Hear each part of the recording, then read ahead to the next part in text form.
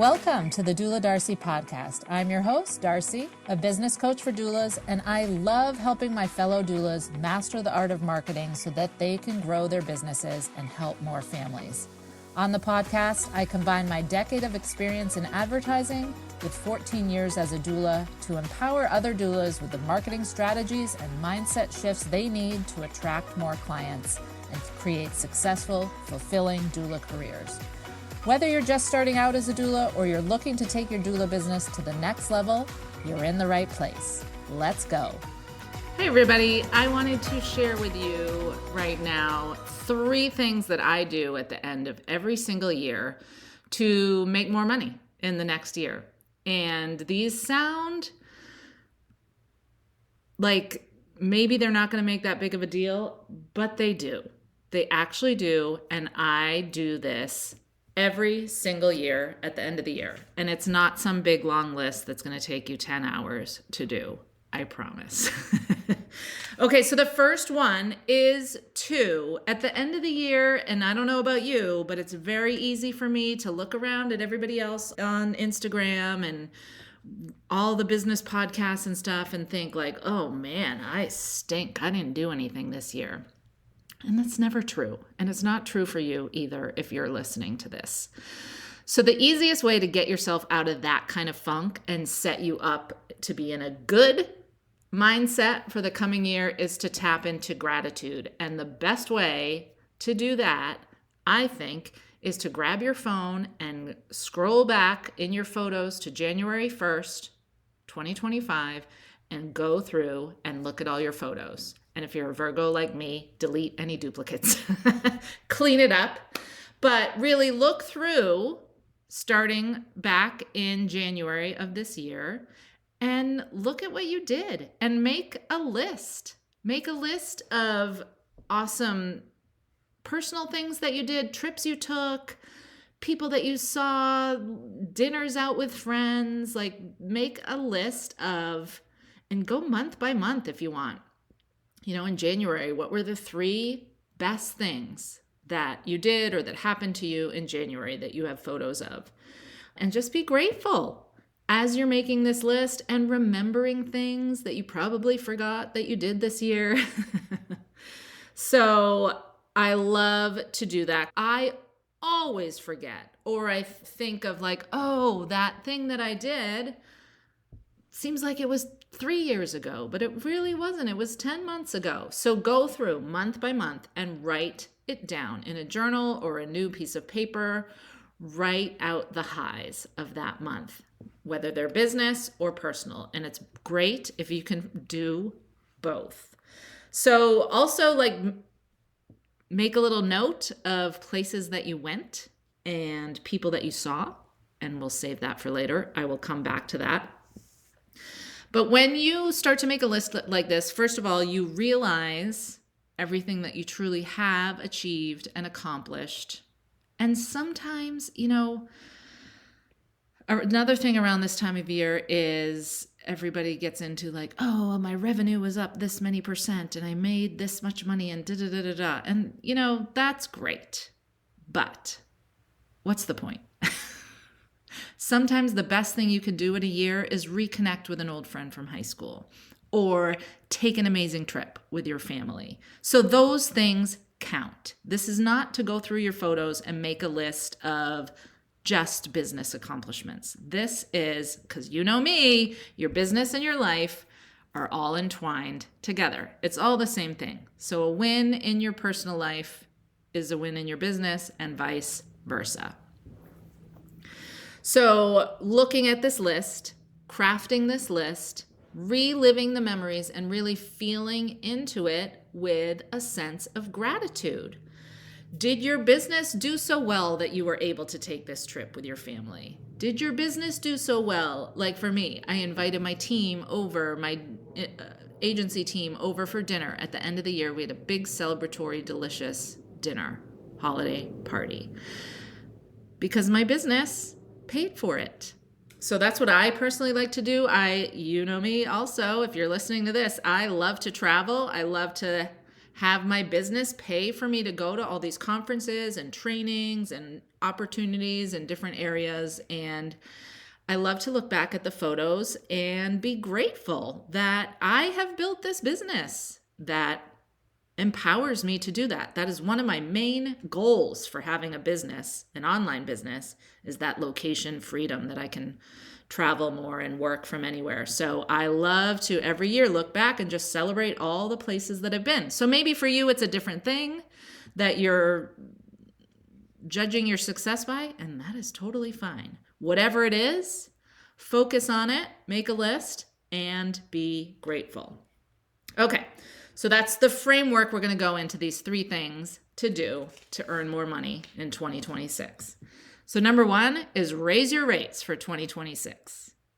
That is the fastest, easiest way to make more money. And think about it.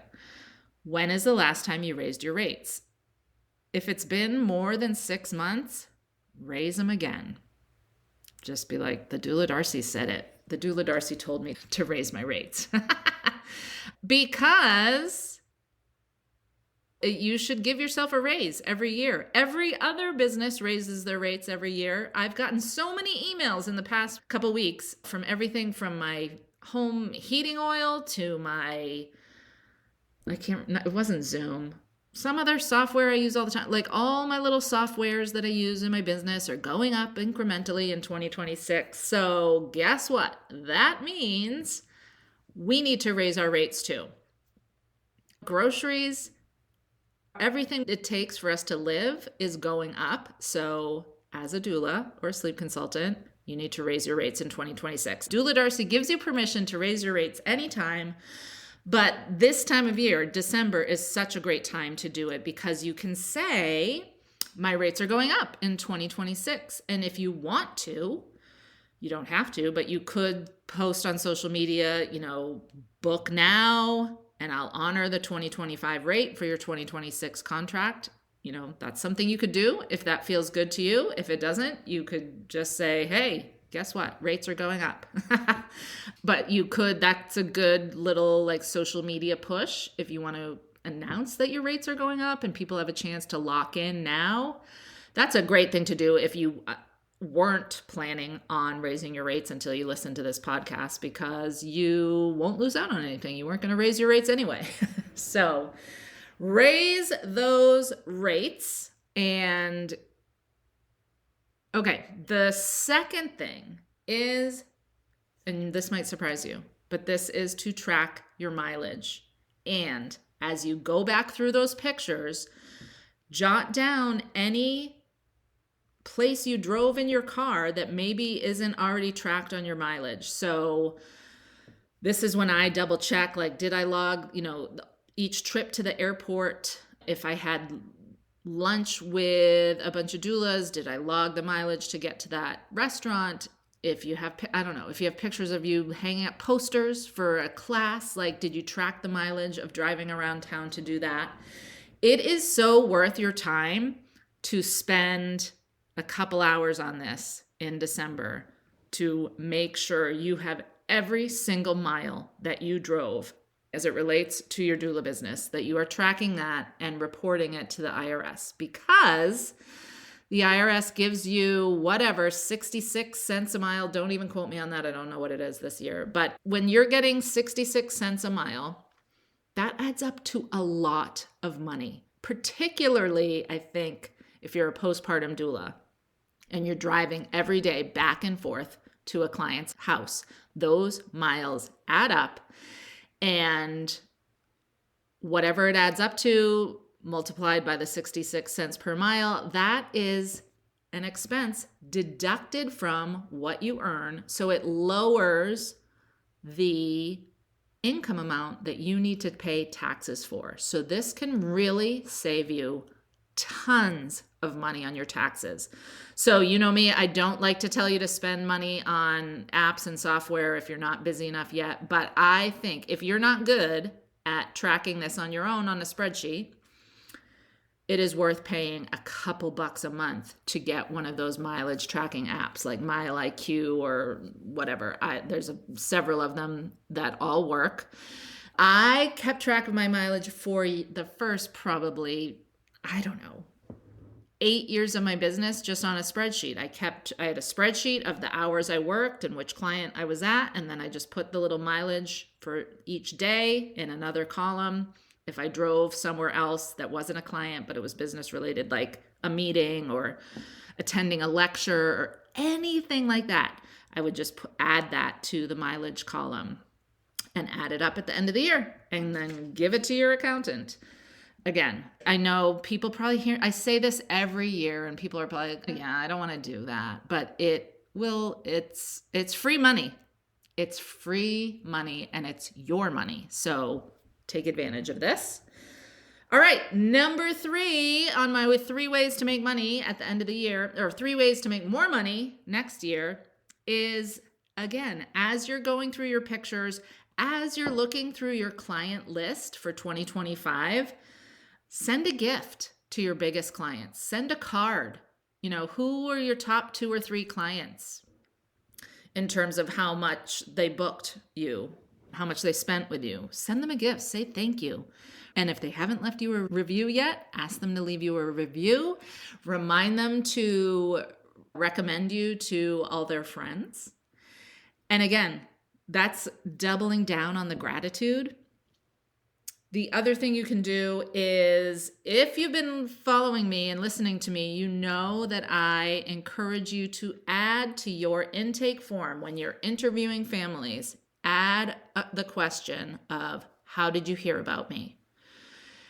And pay attention to those answers. First of all, from a marketing standpoint, you want to know if Google's working well for you, if your social media posts are being seen, and then also if people are saying, oh, I heard about you from Jane Smith or Dr. Miller. And you keep track of all those referral sources, because at first, A, lets you know if you have good SEO, if your website's showing up in Google. B, it tells you, what's working and what's not. If you're posting on LinkedIn 7 times a week and not one of your clients says they found you on LinkedIn, then you can let LinkedIn go. And then when people are saying it was Dr. Miller or Jane Smith, you need to, whether it's throughout the year or in December, send them all a handwritten thank you note. And I like to throw in, actually they're right here because I was just doing this, I throw in a little Starbucks gift card. Or if they sent me a lot of referrals, or if they sent me, a 12-week overnight contract, I'll send them a gift. Sometimes I'll take someone out to lunch. This happens all the time with my birth doula besties. I get a lot of referrals from them and I say, hey, let's go out to lunch. Lunch is on me.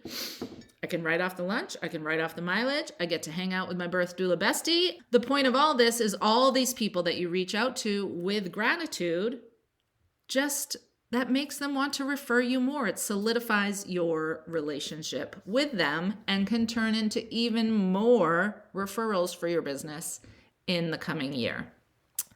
So this is like turning up the lever, the dial on your word of mouth referrals. You can also, as you're going through your client list and looking at the referral sources, check off and see who hasn't given you a testimonial yet, who hasn't given you a Google review, and send them an email. And maybe also send them a holiday card asking them to do so. A simple handwritten holiday card goes so far, and they remember you. Maybe they worked with you back in February, so they were like, oh, that was 3 years ago. But getting a handwritten note from you in the holiday time, they remember you and they're like, oh yeah, my coworker's pregnant. I've got to tell them that they need to hire their doula. Again, it's like tracking your mileage. It takes a little bit of time to do this, but it pays off. And you can never go wrong with turning up the dial on gratitude. Being grateful in your heart for everyone you've had the blessing to work with, everyone who you are blessed that is referring you, and all the amazing work you get to do as a doula. You're not sitting in a cubicle being an accountant.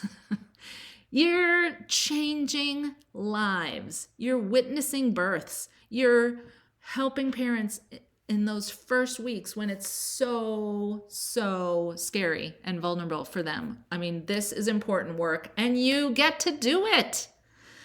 And the more grateful you are for that, and the more you express that gratitude, just not only to yourself, but the people in your community, your clients, your colleagues, everyone, the more it expands and the more abundance flows to you. It sounds woo-woo, but it's true. I'm just going to say it. It's the truth. Okay, so I hope this little quickie episode was super helpful for you. I wanted to give you 3 quick ways to ultimately make your business more successful in 2026.